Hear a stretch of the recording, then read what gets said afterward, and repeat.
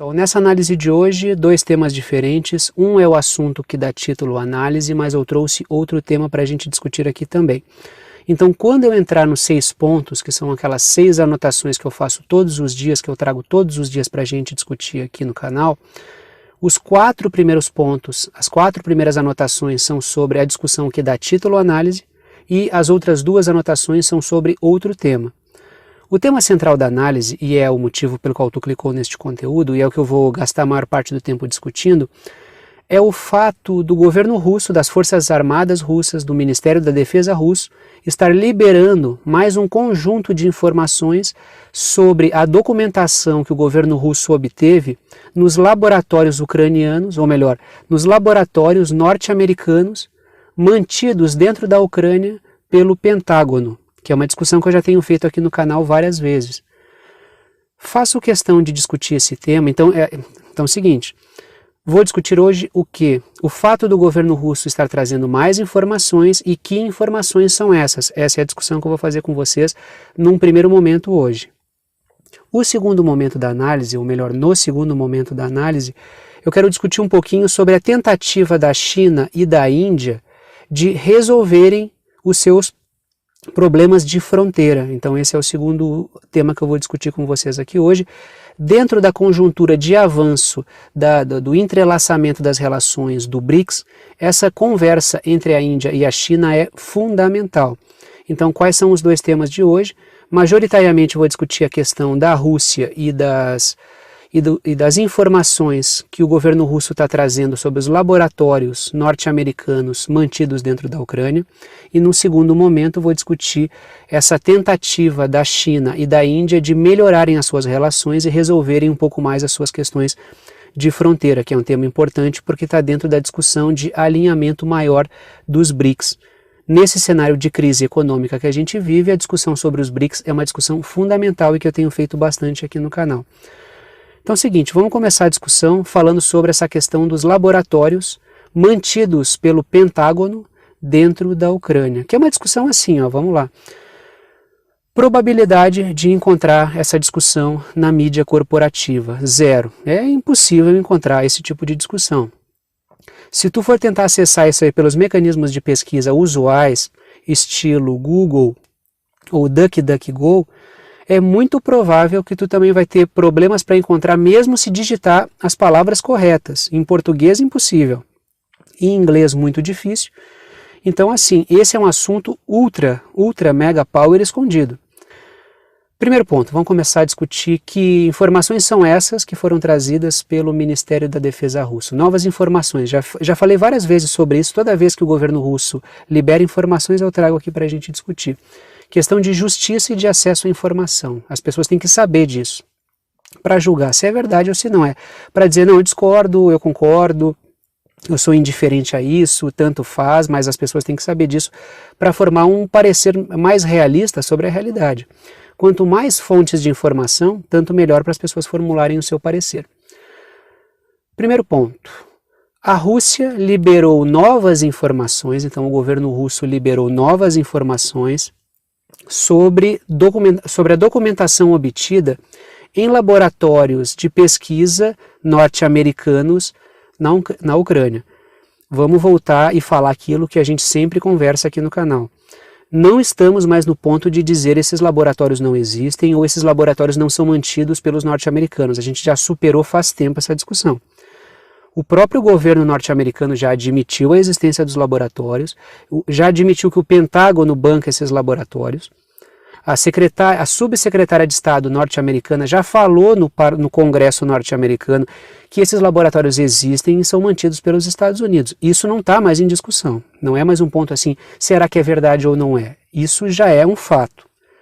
O que está em discussão é o conteúdo daquilo que acontecia, ou o conteúdo daquilo que aconteceu, das pesquisas que aconteceram nesses laboratórios. E é justamente este conteúdo que eu estou trazendo para a gente discutir aqui. Então, esses novos documentos trouxeram o conteúdo de documentação que prova mais pesquisas, que comprovam mais pesquisas que estavam sendo feitas para o desenvolvimento de armas biológicas. Então, o que está se discutindo aqui, o que eu tenho discutido é a existência de laboratórios norte-americanos em outros países, e neste caso específico na Ucrânia, para o desenvolvimento de armas biológicas.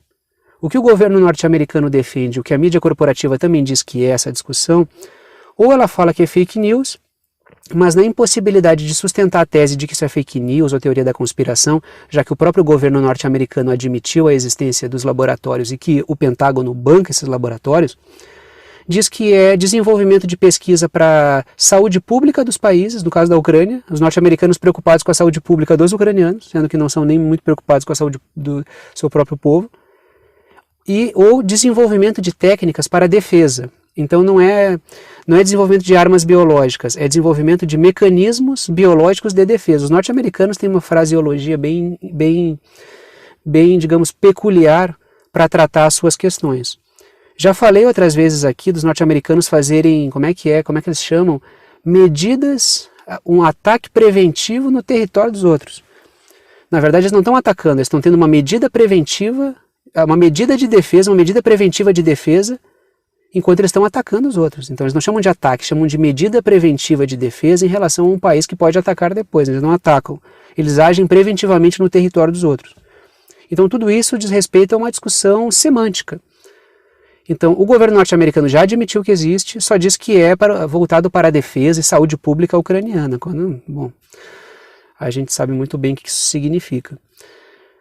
Segundo ponto, agora vamos falar do conteúdo das pesquisas. Estavam sendo, isso aqui é muito importante, isso é fundamental, tá? Estavam sendo desenvolvidas armas biológicas que atingem rebanhos e aves. Repito, estavam sendo desenvolvidas armas biológicas que atingem rebanhos de mamíferos e aves. Se a gente for encaixar essa discussão num contexto que a gente tem discutido aqui no canal, que é o contexto de tentativa de promover uma reformatação do sistema alimentar global, que é um projeto do Fórum Econômico Mundial, mas também é um projeto da OTAN, logicamente. E por que é um projeto da OTAN? Porque a gente vê que a OTAN ela se presta a ser um braço armado dos interesses das oligarquias financeiras transnacionais. Tanto é que os artigos do Fórum Econômico Mundial e os artigos do Atlantic Council, que o Atlantic Council é um centro de estudos e desenvolvimento de ideias, um centro de divulgação de ideias da OTAN, e o Fórum Econômico Mundial é um centro difusor de ideias das oligarquias financeiras transnacionais ocidentais, a gente percebe o quê? Que a OTAN é um braço armado. A OTAN é um braço armado das oligarquias financeiras. Então, o projeto que aparece no Atlantic Council, que aparece no Fórum Econômico Mundial, são o mesmo projeto. Então, quando a gente vê o Pentágono, que é um dos cérebros do atlanticismo, desenvolvendo laboratórios dentro da Ucrânia, com armas biológicas voltadas para atacar rebanhos e aves, e sabendo que a OTAN é um braço armado das oligarquias financeiras transnacionais que tem no Fórum Econômico Mundial a verbalização do seu projeto e sendo um dos projetos apresentados do Great Reset, que visa reformatar a produção de energia e de alimentos, não é espantoso que isso esteja sendo desenvolvido lá dentro. Não surpreende, sabe aquelas coisas que o pessoal diz na rede, surpreende um número total de 0 pessoas. Porque na verdade não é surpreendente que isso aconteça. Sabendo para que serve a OTAN e sabendo para que servem as forças militares atlanticistas, não é surpreendente que essas forças militares estejam desenvolvendo pesquisas que vão servir para o avanço da agenda do Great Reset, no setor alimentar. A gente tem falado cada vez mais aqui de movimentos de agricultores na Europa batendo de frente com os governos, porque os governos estão agindo como máquinas de imposição das regras e da agenda do Fórum Econômico Mundial, que é a agenda das oligarquias financeiras transnacionais. Então, o que a Rússia está trazendo à tona é algo fundamental. Por que é algo fundamental? Porque isso nos ajuda a encaixar o papel da OTAN dentro de um arranjo de interesse econômico, que é de desenvolver um ataque à agricultura, às formas tradicionais de produção de alimentos. Para quê? Para gerar um blackout nesse setor, para fazer avançar a partir daí a agenda da reformatação da produção de alimentos. E no vácuo dessa crise, os setores monopolistas abocanham ainda mais fatias de mercado da produção de alimentos. Por isso que é importante discutir esse tema aqui. Porque a gente encaixa a questão dos laboratórios norte-americanos mantidos dentro da Ucrânia num panorama, digamos assim, num panorama do projeto do Great Reset. A gente começa a dar mais coerência e encontrar os nós que atam os pontos que a gente tem levantado aqui nos últimos meses aqui no canal. Faz mais de ano que eu estou discutindo essa questão aqui no canal. Então, quanto mais avança o projeto, mais ele fica claro para a gente que as coisas elas vão se conectando. Então, é fundamental ter acesso a essa informação até para poder entender qual é o projeto. Já trouxe aqui várias informações divulgadas pelo governo russo e me parece que essa é mais uma informação relevante e que cabe exatamente nesse contexto que a gente tem discutido aqui. Por isso eu fiz questão de trazer essa informação. Terceiro ponto. Houve uma atenção especial que foi dada à peste suína africana nas pesquisas, que essa pesquisa foi feita a partir em cima de javalis. Repito, houve uma atenção especial dada à pesquisa em torno da peste suína africana, que foi desenvolvida em javalis. Então é o seguinte, a gente tem visto nos últimos tempos um ataque aos rebanhos, das mais variadas formas. Tanto é que eu já discuti até aqui no canal essa questão do alarde em torno da gripe aviária. E conforme as informações que a gente já discutiu aqui, basta ter aparece no horizonte a possibilidade de surto de gripe aviária e os produtores já abatem um monte de animais. Então existe uma política deliberada de combater as formas tradicionais da produção de alimentos, sobretudo a proteína animal. E no vácuo dessa crise sobre a proteína animal, estão avançando vários projetos monopolizados por vários interesses financeiros transnacionais em torno do desenvolvimento de proteína vegetal, de proteína desenvolvida em laboratório, de biologia sintética. Então a tendência ao combater as formas tradicionais de produção é de que o nível de monopolismo aumente. Porque esses laboratórios todos são os laboratórios que pertencem aos mesmos setores que já produzem tecnologia informática, carros elétricos e assim por diante. Então a gente vai ver o setor de alimentos ser incorporado pelas grandes empresas de tecnologia mais do que já acontece. Então essa agenda tem um papel fundamental no Great Reset.